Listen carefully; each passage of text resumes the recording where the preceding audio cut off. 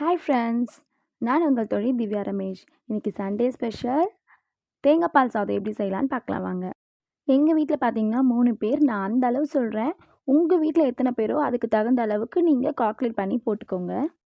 இந்த பெரிய டம்ளரில் 1 டம்ளர் ஜீரக சம்பா அரிசி எடுத்து ஊற வச்சுக்கிட்டேன்.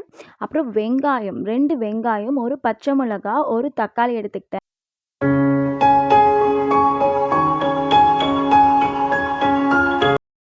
இஞ்சி பூண்டு பேஸ்ட் இந்த அளவு எடுத்துக்கிட்டேன்.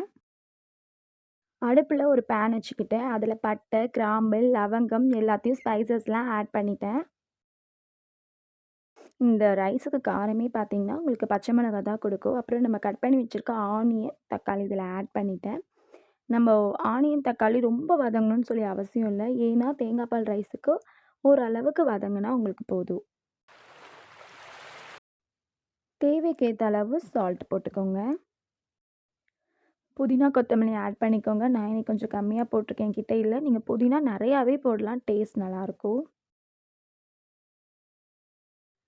எல்லாத்தையும் ஒன்றா மிக்ஸ் பண்ணி விட்டுருங்க. இது அப்படியே கொஞ்சம் நேரம் அப்படியே வதங்கிட்டே இருக்கட்டும்.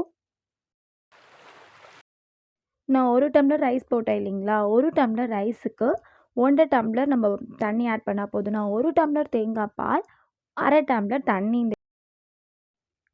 இங்கே பாருங்கள், நல்லா கொதிக்குது.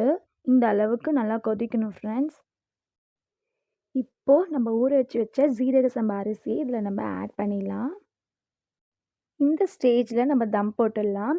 நான் தோசைக்கல் வச்சு தம் போட்டுட்டேன். அந்த மாதிரி நீங்கள் போட்டுருங்க. ஒரு 10 மினிட்ஸ்க்கு அப்புறம் இந்த மாதிரி தான் கொதிக்கும் ஃப்ரெண்ட்ஸ்.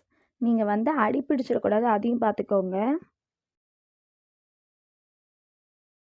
அமேசிங்! இதோ நம்மளோட தேங்காய் பால் ரைஸ் ரெடி ஆயிடுச்சு. இதுக்கு சைட் டிஷ்ஷாக நம்ம மஷ்ரூம் கிரேவி இல்லை சிக்கன் உங்கள் இஷ்டம் எது வேணும். இந்த வீடியோ உங்களுக்கு பிடிச்சிருந்தா மறக்காமல் லைக் பண்ணுங்கள், ஷேர் பண்ணுங்கள். இந்த மாதிரி மேலும் பல வீடியோக்களை பார்க்க என்னோட சேனலை சப்ஸ்கிரைப் பண்ணுங்கள். நான் உங்கள் தோழி திவ்யா ரமேஷ்.